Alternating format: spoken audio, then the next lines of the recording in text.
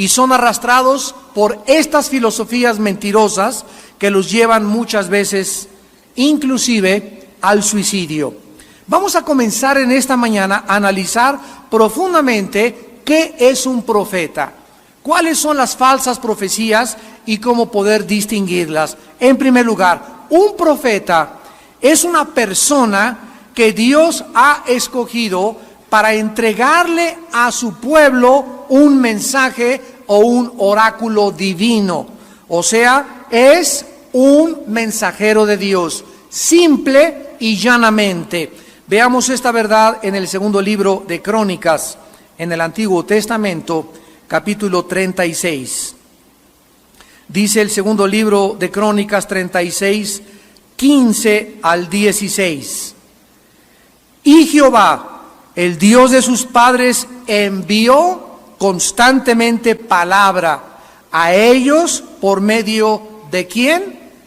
De sus mensajeros. Observemos que el Espíritu Santo le llama a los profetas, a los hombres que Dios escoge para llevar oráculos o llevar mensajes, simplemente mensajeros, porque Él tenía misericordia de su pueblo y de su habitación. Mas ellos hacían escarnio de los mensajeros de Dios y menospreciaban sus palabras, burlándose de sus profetas, hasta que subió la ira de Jehová contra su pueblo y no hubo ya remedio. Muchas veces estos mensajeros de Dios también revelaban acontecimientos futuros, pero el asunto es que nunca creamos que porque una persona es profeta o porque está profetizando, lo asociemos siempre con cosas que van a venir. Entonces ya vimos que la raíz etimológica de la palabra profeta era simplemente una persona que declara o que comparte lo que Dios ha dicho.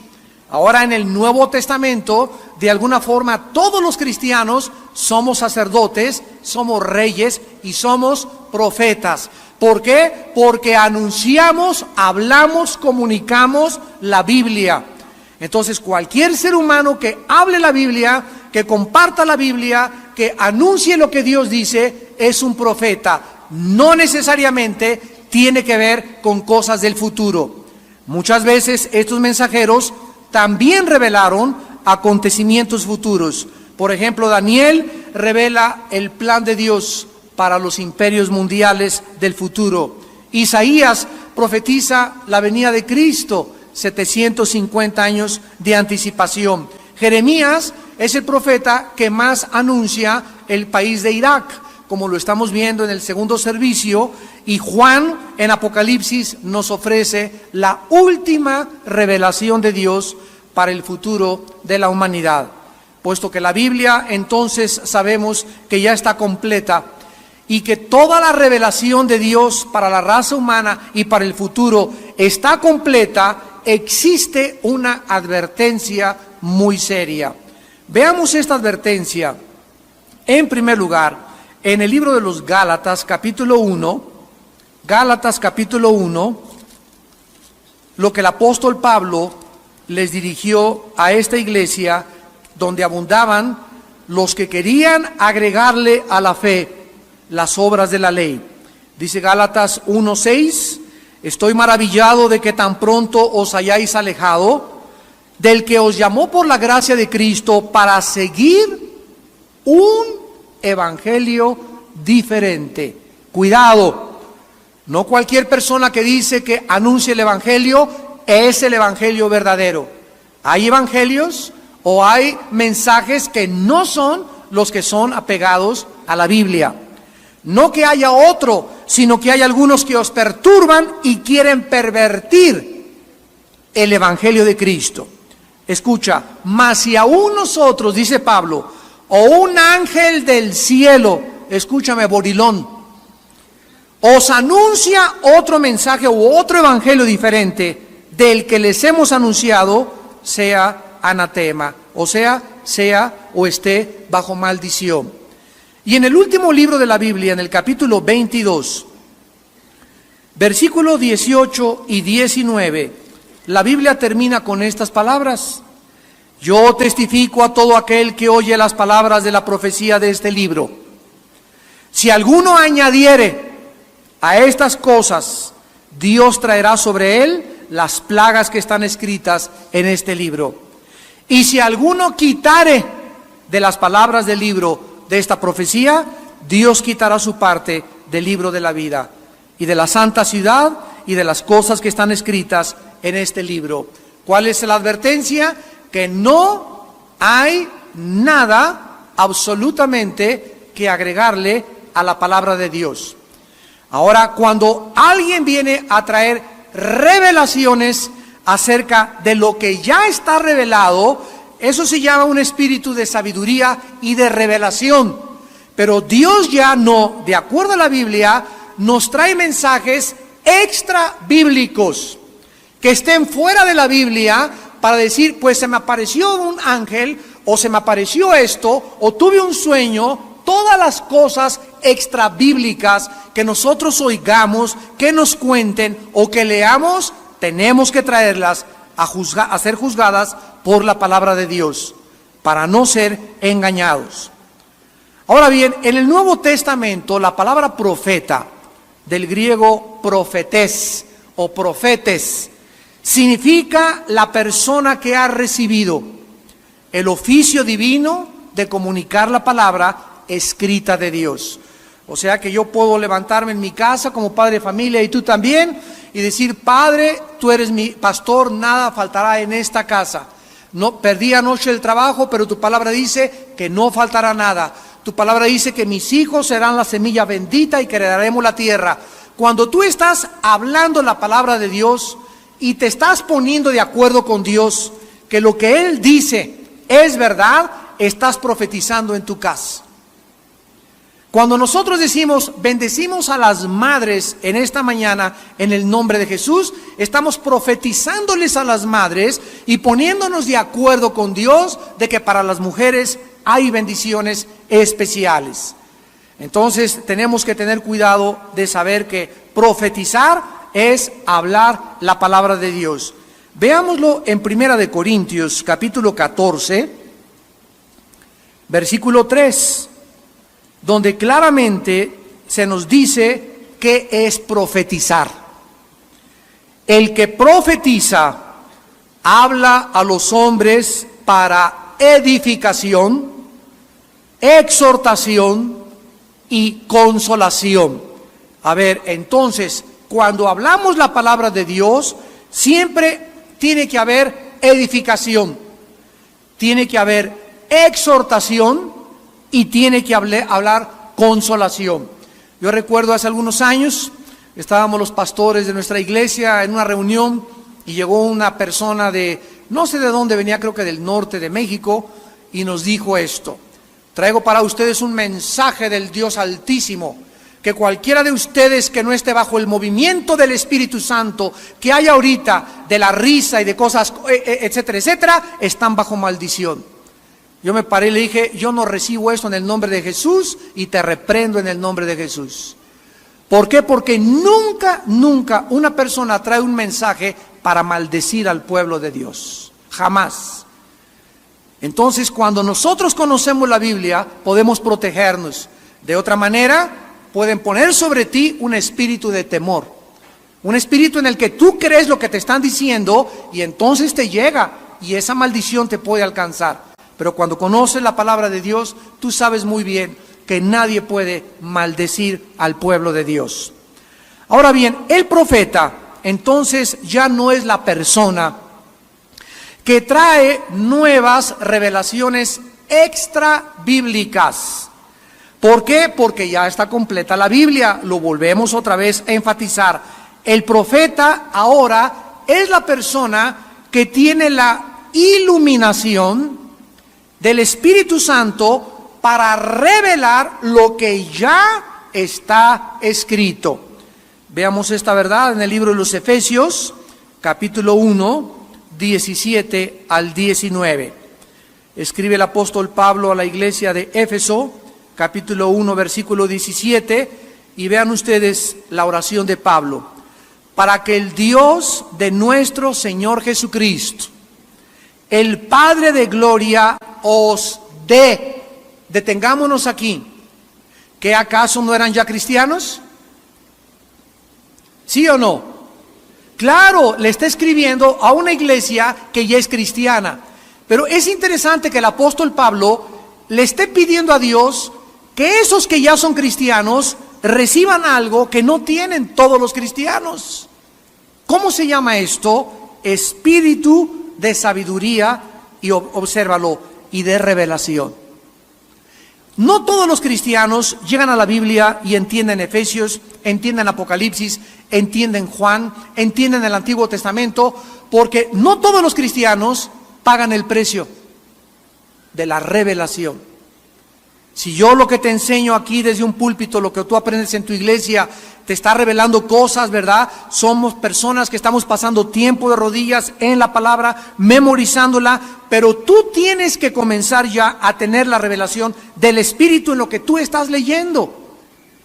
Y si tú cuando lees la Biblia no saltan las verdades, ni dices, eureka, lo he encontrado, capisco, ahora sí lo entiendo, Dios mío, tengo la luz, algo que no comprendí antes, ahora lo veo. Si tú no tienes personal e íntimamente esta revelación, pídele a Dios un espíritu de revelación y de sabiduría, porque es lo que ahora necesitamos.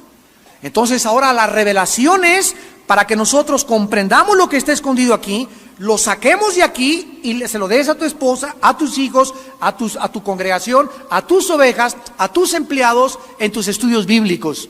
Pero necesitamos individualmente tener revelación directa de Dios en lo que ya está revelado en la Biblia. Dice el versículo 18 de Efesios, alumbrando los ojos de vuestro entendimiento. O sea, que si tú no tienes revelación y comprensión de las cosas de la Biblia, es porque no tienes luz. Porque el Espíritu Santo viene a alumbrarnos. ¿Y por qué no tengo luz, hermano? No tienes luz porque la Biblia menciona dos cosas que pueden agredir o ser de hostilidad al Espíritu de Dios. En Efesios 5 dice, no contristes al Espíritu Santo. Y significa causarle dolor. Y en primera de Tesalonicenses 5 dice, no apaguéis al Espíritu. A ver, hay dos cosas que me van a impedir recibir revelación.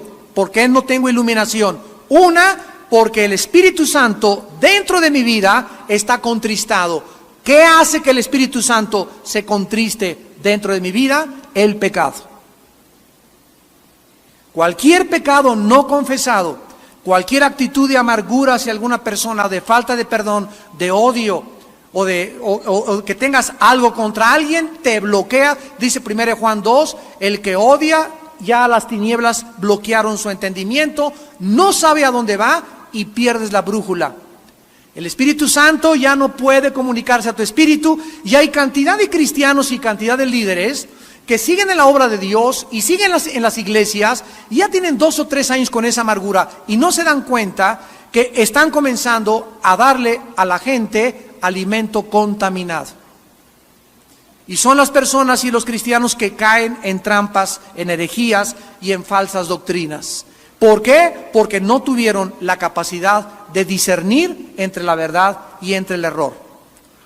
Ahora bien, la Biblia enseña entonces que muchos santos de Dios reciben esta manifestación maravillosa del Espíritu Santo. Estas cosas, repito, ya no significan necesariamente hablar el futuro.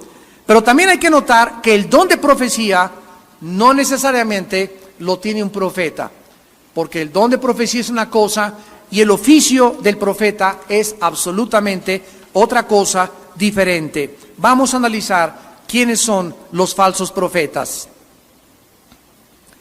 En el libro de Deuteronomio capítulo 13, Deuteronomio capítulo 13, Antiguo Testamento, versículos del 1 al 3, Dios le anunció a Moisés y les explica quiénes pueden ser distinguidos como falsos profetas.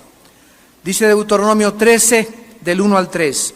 Cuando se levantare en medio de ti profeta o soñador de sueños, O sea, que alguien que venga por ahí que se le apareció Juan Diego, que soñó con el Cuauhtémoc, que soñó con su abuelita, que soñó que un terremoto en el mayo 30 va a azotar la Ciudad de México y que los cristianos debemos salir, etcétera, etcétera. Cuando siempre alguien llegue con un rollo de esos y se te aparezca diciendo que trae una revelación de Dios, si se cumpliera la señal o el prodigio que él te anunció diciendo, vamos en pos de dioses ajenos que no conociste y sirvámosle, no darás oídos a las palabras de tal profeta. O sea, si alguna persona llega y me dice, mira, yo tengo esta revelación de Dios y me dice Dios que te cases con esa muchacha, o el próximo domingo va a entrar un hombre vestido con un saco verde, ese va a ser tu futuro esposo, o va a caer una lluvia en tu casa y necesitas vender tus propiedades, o me dijo el Señor que tú debes de divorciarte de tu esposo e irte con otra mujer, o vender esta casa, cualquier cosa que venga de esta naturaleza a nuestra vida. Sabemos perfectamente bien que no está en la palabra de Dios, porque no me está diciendo nada de la Biblia, me está diciendo algo que ella piensa, esta profeta o este profeta, que él cree que es así de Dios, pero no se acomoda a la Biblia. No lo recibas, porque te está guiando a la idolatría sin que te des cuenta. Estás siguiendo a otro Dios que no es el Dios de la Biblia. Una vez les conté que llegó una persona con mi esposa y conmigo a decirnos que un señor en Estados Unidos se le había aparecido un ángel, y está hablando de un señor cristiano, y que el ángel le dijo que comprara unas menjurjes ahí, que mezclara, y que iba a hacer una pócima especial para curar el cáncer. Entonces él comenzó en su iglesia a decir que se le había aparecido el ángel y que le había dicho que mezclara ciertos elementos y que comenzaría a curar el cáncer. Cuando esta persona nos comentó esto a mi esposa y a mí, una vez que estábamos en Cuernavaca, entonces inmediatamente yo le dije, ¿sabes qué? Yo no creo eso. Y me dice esta persona, Armando, tú eres bien escéptico, ¿por qué no lo crees? Tienes que conocer los movimientos del Espíritu Santo y los moveres, bla, bla, bla, bla, bla. Y le dije, ¿sabes una cosa? Porque Dios no me manda creer lo que no está en la Biblia. Entonces no es incredulidad, es credulidad en demasía. Entonces si no está en la Biblia, a mí no me obligues a creer algo que no está en la palabra. No tengo por qué creerla, ni se me puede calificar de incrédulo. ¿Por qué? Porque no creo esas cosas, que Dios a una persona especialmente se le aparezca y a través de eso le dé una pócima para... Lo que pasa es que esa persona se quería hacer rica. Y claro que promulgó su artículo, ¿verdad? Y se hizo millonario. Entonces nos damos cuenta que es imposible que Dios pueda violar su propia palabra. Ahora, en segundo lugar, en Deuteronomio 18, los falsos profetas no solamente te traerán o nos traerán o nos invitarán a creer otros dioses pero disfrazados, como ya lo vimos, sino que también lo que ellos hablan no se cumple el 100%. Y aquí entra Nostradamus, aquí entra Jan Dixon, aquí entra tu padrino Walter Mercado, aquí entran los brujos, aquí entran las bolas de cristal, aquí entran todas las personas, los horóscopos y todas estas cosas. Veamos lo que dice la Biblia al respecto. Deuteronomio 18, 20 al 22. El profeta que tuviere la presunción de hablar palabra en mi nombre, a quien yo no le haya mandado hablar, o que hablare en nombre de dioses ajenos, el tal profeta morirá. Y si dijeres en tu corazón, ¿cómo conoceremos la palabra que Jehová no ha hablado? Si el profeta hablare en nombre de Jehová y no se cumpliere lo que dijo, ni aconteciere, es palabra que Jehová no ha hablado. Con presunción la habló el tal profeta, no tengas temor de él. Yo tenía 1 año en Cristo, vivía en Acapulco y estaba ya comenzando me metí a un grupo de misioneros que recorrimos la Costa Chica y la Costa Grande de Guerrero. Durante 3 años fui misionero allá en la sierra, a veces durmiendo en pueblos de leprosos, etcétera, etcétera. Y recuerdo que en un pueblito, un pastor comenzó a alborotar a todo el pueblo. Yo tenía como 1 año o 2 años aproximadamente de convertido. Y estaba yo sentado en un mango, ahí en Guerrero hay muchos mangos, y estaba una rama así grandota, y se sienta este hombre que decía que era pastor de una iglesia de por allá, enfrente de mí. Yo estaba en un estudio bíblico y se siente y me dice: Armando, me dice el Señor que le anuncies a todos los del pueblo a donde vas a ir que en tal fecha va a haber un terremoto y que Dios quiere proteger a todos sus hijos, que se salgan de las iglesias y que no vayan a ningún lado en ese día.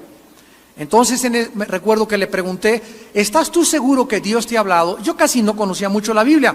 Y me dijo: estoy seguro. Y le dije: delante de Dios y del Espíritu Santo, te conjuro, ¿verdad?, a que me digas que Dios te habló. Y me dijo: te lo juro que Dios me habló. Y en ese momento le cayó del árbol del mango una rama, pero grandísima, llena de mangos, que casi lo descalabra. Fue una cosa de veras divina de Dios, así el ramalazo le cayó. Y en ese momento me volteé a todos los muchachos que tenía ahí, puros chamaquitos indígenas, y les dije: ya ven, esto que este Señor nos ha traído no es de Dios, y es un juicio de Dios sobre tu vida. Bueno, ese pastor perdió sus credenciales, pertenecía a una denominación, lo corrieron de su denominación y jamás regresó a ser líder espiritual. ¿Por qué? Por estar prestando oído a sueños extrabíblicos y a revelaciones que no venían de Dios. Ahora, vamos en tercer lugar a ver que los falsos profetas son personas que tratan de agradar a la gente. Jeremías 23. Tratan de caerle bien a la gente. Tratan de no hacer olas, como decimos en México. Tratan de no hablar juicios, ni que Dios dice esto. Tratan de decirle a la gente: mira, Dios es puro peace and love. Les dan pura mielecita, demasiado amor, demasiada misericordia. Y esta es una característica de un falso profeta. Dice Jeremías 23, 16 y 17. Así ha dicho Jehová de los ejércitos: no escuchéis las palabras de los profetas que os profetizan. Os alimentan con vanas esperanzas. Hablan visión de su propio corazón, no de la boca de Jehová. Dicen atrevidamente a los que me irritan: Jehová dijo, paz tendréis. Y a cualquiera que anda tras la obstinación de su corazón, dicen, no vendrá mal sobre nosotros. Es interesante que ahora que se levantaron países para ir a derrocar a Saddam Hussein, nosotros al mismo tiempo que estaba la guerra, estuvimos anunciando que no es bíblico orar por la paz mundial. ¿Recuerdan? ¿Y por qué? Porque cuando nosotros decimos vamos a orar por la paz mundial, ¿qué estamos diciendo?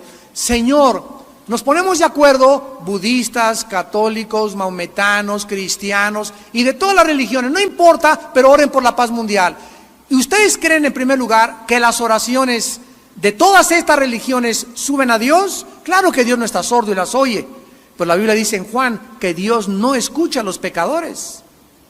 Entonces no nos podemos poner de acuerdo miles de personas en el mundo para orar por la paz mundial, en primer lugar. En segundo lugar, la Biblia nos muestra que Dios no va a traer paz a la tierra, la Biblia lo dice, hasta que venga Jesucristo.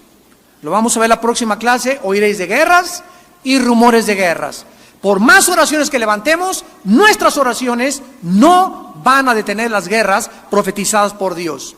Entonces la Biblia me dice una cosa, el sentimiento de la gente me dice otra cosa. Orar por la paz mundial, me doy cuenta que es orar de una forma ilusoria.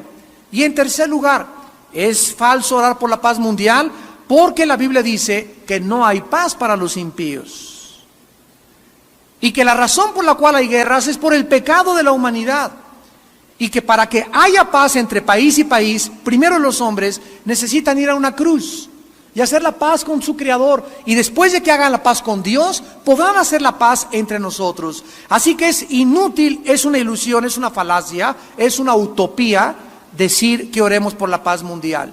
Y vemos que estos falsos profetas son los primeros que se manifiestan, deciden al pueblo, vamos a orar por la paz. Y en esta época de la guerra con Irak, hubo muchas manifestaciones de muchas iglesias que, entre comillas, se decían cristianas, de muchos líderes que se dicen cristianos, que hasta pusieron mantas en sus iglesias, no a la guerra. Falsos profetas de acuerdo a la palabra de Dios. No te enojes conmigo, enójate con Dios.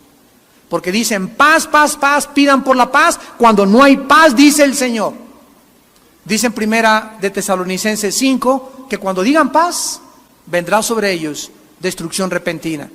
Entonces, a través de todos estos movimientos, comenzamos los cristianos a darnos cuenta quiénes son quiénes. Hay muchos cristianos que fueron arrastrados en protestas a favor de la paz por ignorancia. Dios conoce tu corazón. Pero hay otros que ya son perversos, que ya debiendo ser profetas y debiendo ser maestros, tienen necesidad de que se les enseñe los primeros rudimentos de la palabra de Dios. Y por eso somos responsables delante de Dios de que cuando enseñemos algo esté basado en la palabra, para que no seamos juzgados antes que las ovejas como los líderes o falsos profetas. Entonces estas personas tratan de agradar, les anuncian paz, prosperidad y salud.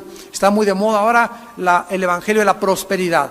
Dios quiere que todos seamos ricos, que todos prosperemos, que todos nos levantemos, pero jamás estos profetas te dicen las condiciones para la prosperidad. Es verdad que Dios quiere que me vaya bien y que te vaya bien a ti, pero lo que te impide a ti que te vaya bien y a mí también es no obedecer la palabra de Dios. Le dijo Dios a Josué: Josué, ahí está Canaán, día y noche meditarás en este libro de la ley, porque entonces harás prosperar tu camino y todo te saldrá bien. Quiero preguntarles, nadie levante la mano, ¿cuántos de ustedes con el corazón delante de Dios en la mañana y en la noche? No a la tarde, no a las 5, no a las 10, en la mañana y en la noche. No solamente en la noche, dice en la mañana y en la noche, de día y de noche. ¿Cuántos de ustedes de día y de noche meditan en la Biblia? No levanten la mano, para que nadie sea avergonzado.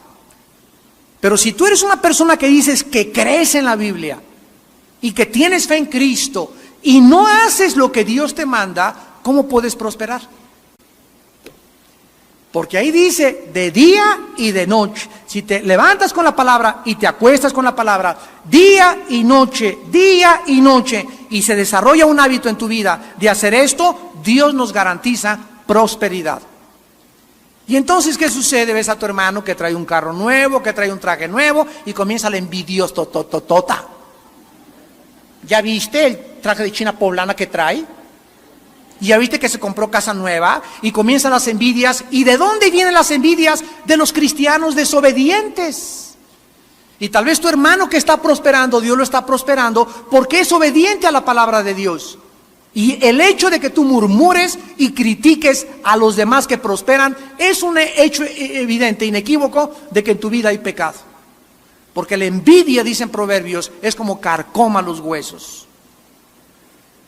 Vemos entonces que estos falsos profetas proclaman caminos falsos, sus profecías no se cumplen 100% y tratan de agradar a la gente con un lenguaje lisonjero. En cuarto lugar, los falsos profetas son personas desmedidamente ambiciosas por el dinero. Segunda de Pedro, capítulo 2. Son personas desmedidamente ambiciosas por el dinero.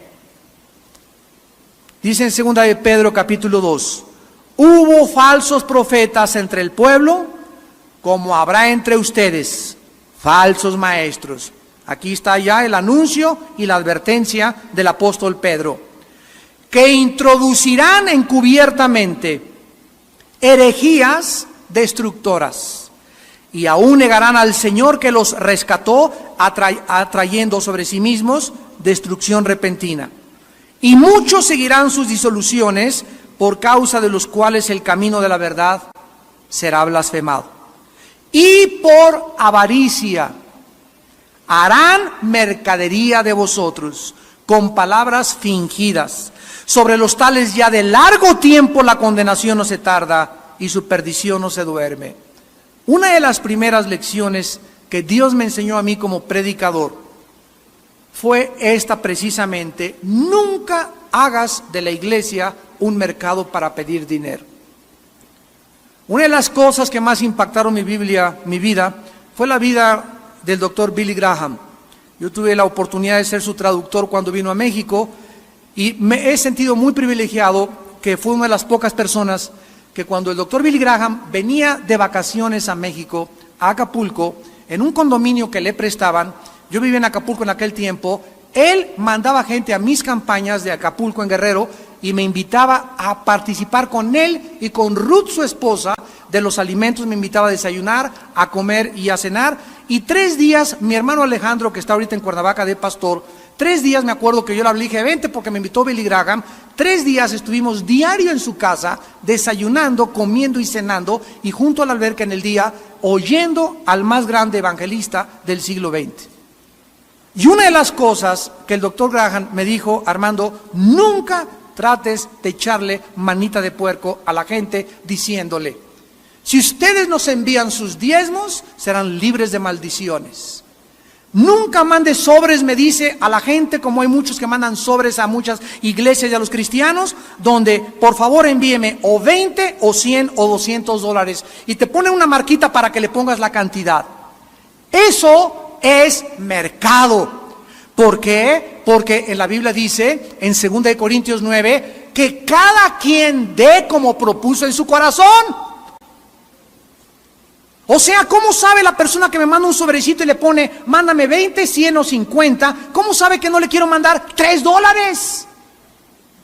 O una señora que es viuda, que nada más tiene $1, que como la viuda del ejemplo de Cristo es lo que ella está dando. ¿Por qué una persona, por qué ahora en la iglesia se nos ponen las cantidades que debemos de dar? Esto es antibíblico. Ya no es entonces como nació en tu corazón. Ya te están dando 3 opciones de 20, de 50 o de 100 dólares.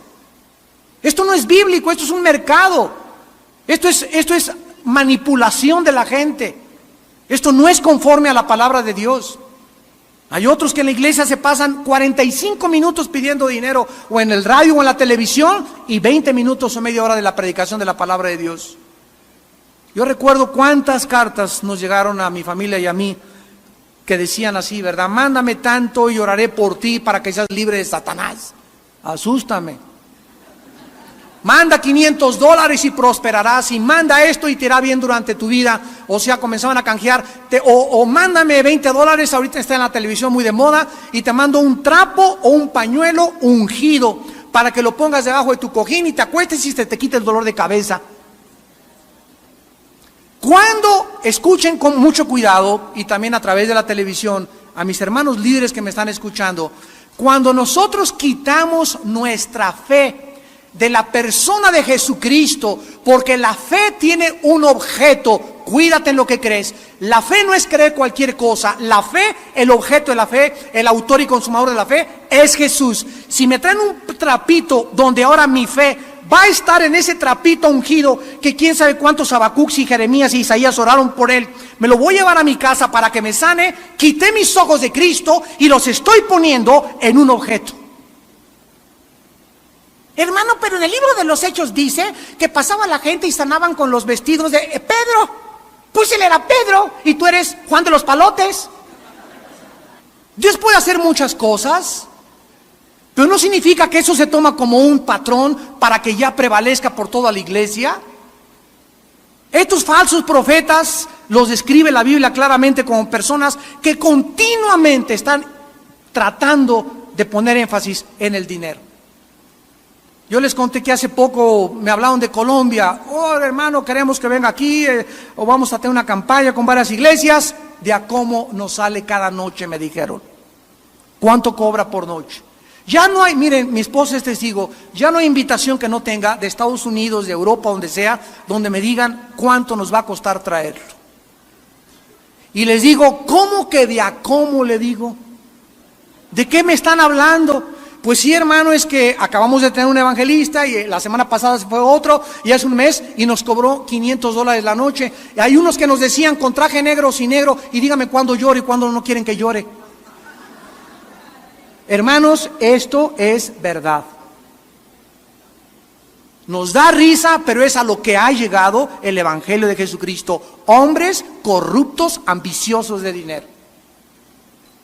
Yo les contesté a estos pastores y a los que me siguen hablando, ustedes tienen la culpa por invitar a esos mercenarios del evangelio. Porque cualquier persona que te ponga precio para predicar no es digno de predicar el evangelio. Ay de mí, dice 1 Corintios 15, si no predico el evangelio, y más vale que lo haga de buena gana. Entonces, cuando nosotros caemos en eso de cómo no, hay otros que, por favor, bueno, $500 la noche en el hotel Holiday Inn, una limusín en el aeropuerto, con frutas en la mañana para desayunar, no quiero esto en la cena y que no se me acerque la gente. Cálmate, Elvis Presley. ¡Qué barbaridad! ¿Qué pasa cuando nos hablan, hermano? Queremos que venga aquí. ¿Cuánto nos va a costar? Miren, lo único que les pido es, voy a orar en primer lugar. Si Dios quiere que yo vaya a España, que vaya a Washington, que vamos, ahora mi esposo y en septiembre vamos a ir a Washington, una campaña ahí a Los Ángeles, también en California, y lo primero que hay es orar para saber si Dios quiere esto, porque ahora te hablan y, hermano, le prometemos que le vamos a dar una muy buena ofrenda, va a estar en un muy buen hotel, va a estar con aire acondicionado y va a usted estar contento. Esas no son las condiciones para que yo vaya. Primero tengo que tener que Dios me diga, quiero que vayas a ese lugar. Porque entonces iría por la conveniencia de estar en un buen hotel, de ir de shopping y de compras, una buena ofrenda y regresarme a México a la casa. Y ahí comienzo a ser un prostituto del evangelio. Esto no debe ser así con los hombres de Dios, ni con las mujeres de Dios. Menos poner precio a la predicación del evangelio, porque debemos de ser guiados por Dios. Hay otros que están hablando por teléfono. La semana pasada me hablaron por teléfono de un país. Y me dice un hermano, soy el evangelista fulano de tal. Pues mucho gusto, etcétera, etcétera. El Señor me dijo que en tal fecha necesito ir a predicar a su iglesia un mensaje ungido del Señor. Cálmate, Habacuc, le contesté. Dije, a mí no me ha dicho nada el Señor, hermano. Pero es que usted no sabe lo que se va a perder su iglesia, porque aquí hay una unción en mi iglesia y la quiero llevar a la iglesia de usted. Y le dije, ¿sabe qué, hermano? Le doy muchas gracias, pero nunca tampoco una persona se invita para predicar a otra iglesia. ¡Jamás! Hay otros que te dicen, habla el representante, miren a unos ya, habla el representante fulano de tal. Y dice el hermano fulano de tal, o el predicador, o el cantante, o el músico, que si quiere tener, que tiene libre de 1 al 10 de mayo, y que por favor lo invita para que en esas fechas usted pueda tener una campaña con él o que ustedes hagan algo para él. Ahora sí te hablan por teléfono diciéndote que esas fechas están abiertas y que quieren venir a la ciudad y que nos quieren bendecir con su música o con su predicación. ¿Cómo es posible que estas personas no entiendan que para que yo vaya a una ciudad y para que un hombre de Dios vaya a una ciudad necesitamos ser invitados?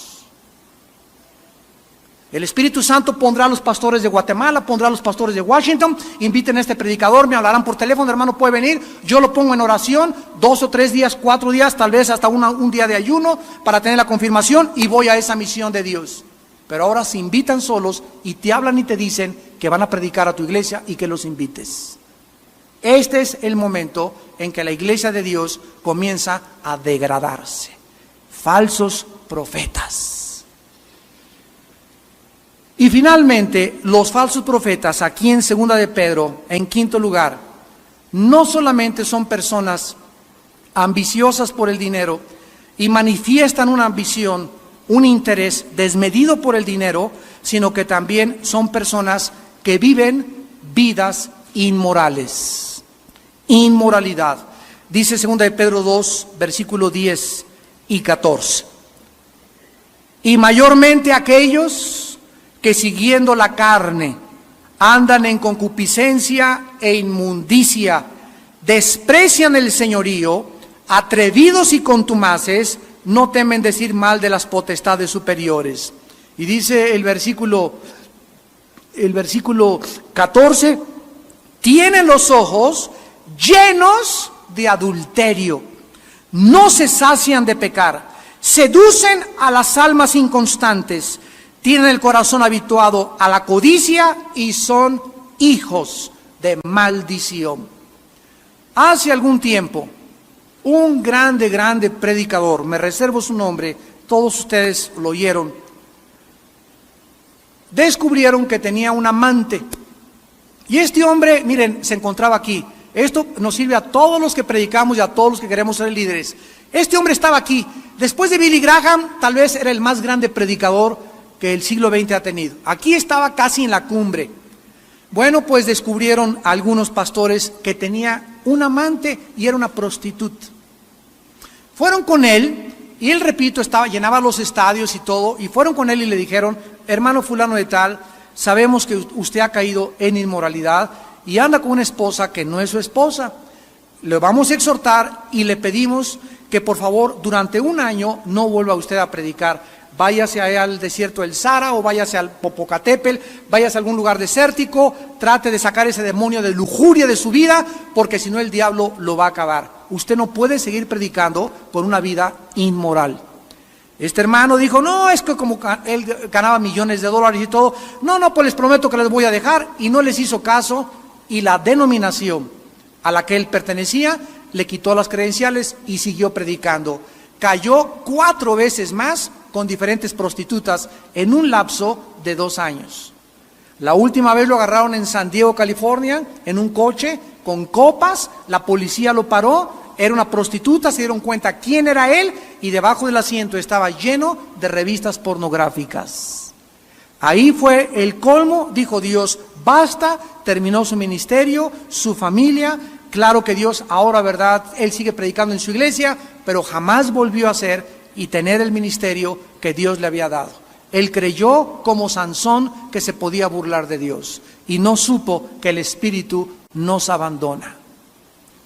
No perdemos la salvación, pero Dios te quita la unción.